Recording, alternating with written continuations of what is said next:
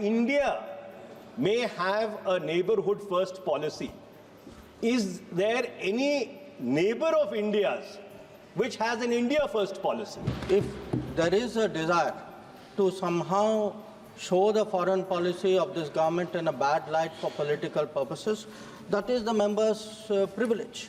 But then, it is not my nature to make foreign policy partisan. There are ups and downs in their countries. It will have some implications for us.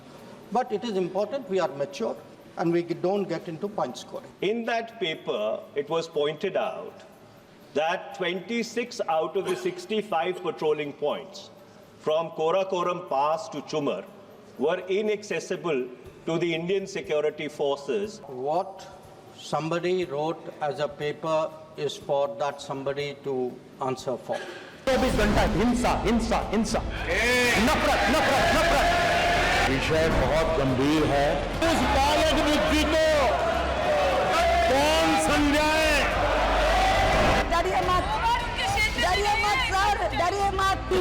इसीलिए नेहरू का chapter खोल रहे हैं। उनको मालूम नहीं chapter खोलने से अच्छा कुछ नहीं निकलेगा।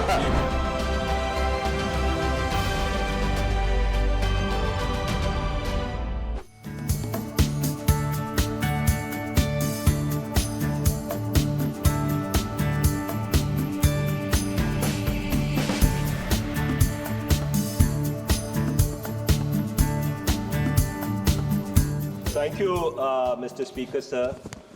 I thank the Honourable Minister for a very detailed reply. But before I ask my first supplementary, let me flag a few issues which should be of concern to all of us. Maldives. आप तो प्रश्न पूछो, मुद्दे मत रखो। प्रश्न काल है ना।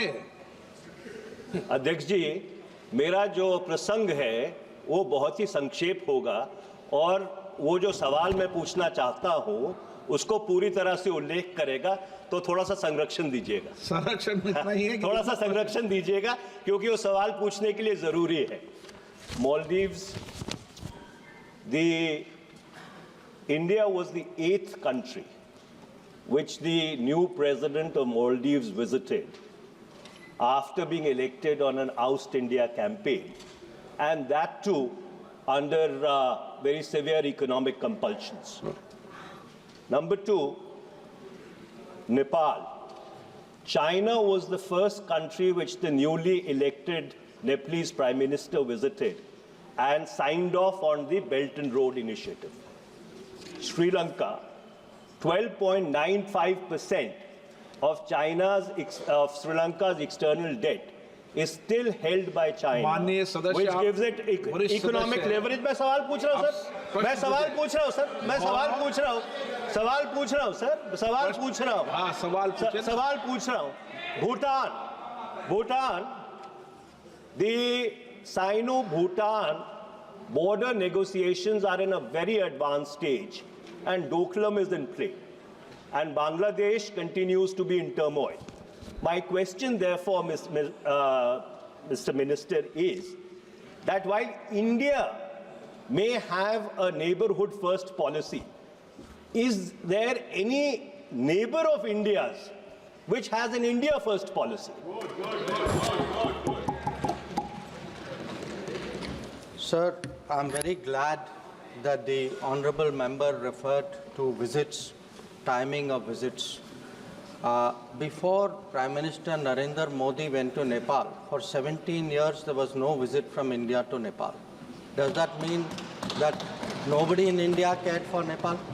For Sri Lanka, for 30 years there were no bilateral visits before Prime Minister Modi went there. So visits are important, I accept it. Visits are also subject of timing, of convenience, of agenda. So the honorable member asked, we give them priority, do they give us priority? And the answer is yes, that if one looks at what we do with each of these countries, he referred, sir, to Maldives.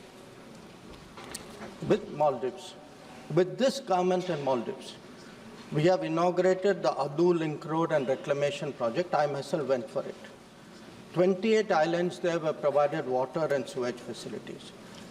And by the way, the president of Maldives was present at the oath taking of this new government.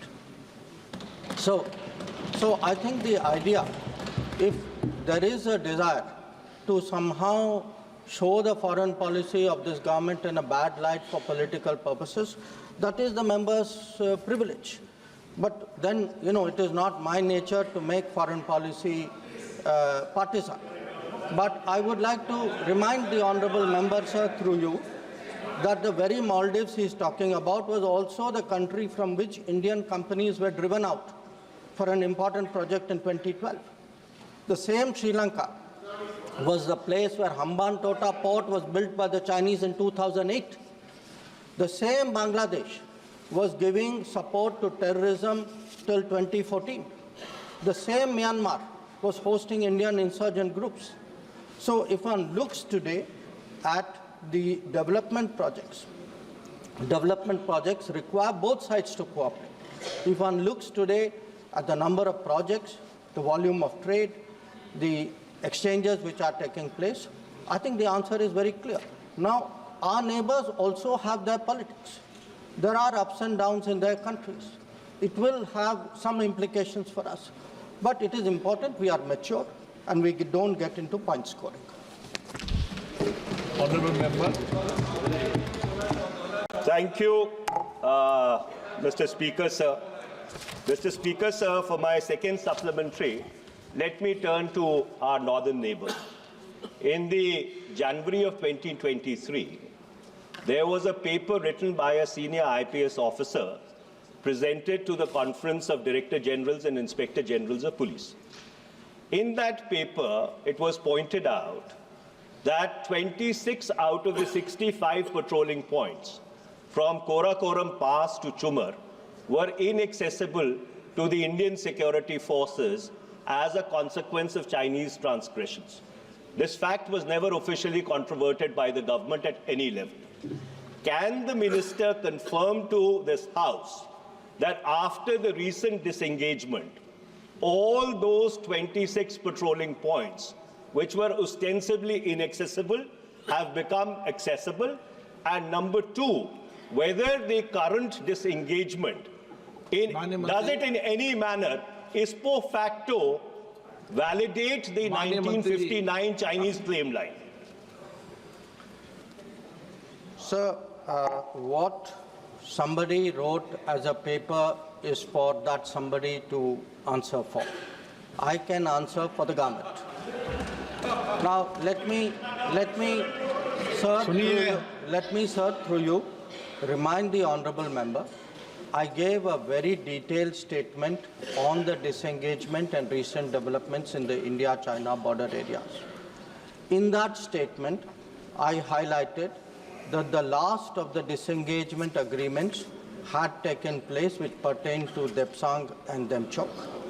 I also would like to convey to the honourable member, it was in the statement as well, that the understanding envisages that Indian security forces would be going to all the patrolling points in Depsang and would be going to the limit, eastward limit, which has historically been our patrolling limit in that part. We have also, the same statement made it clear that we have had some previous disengagement agreements.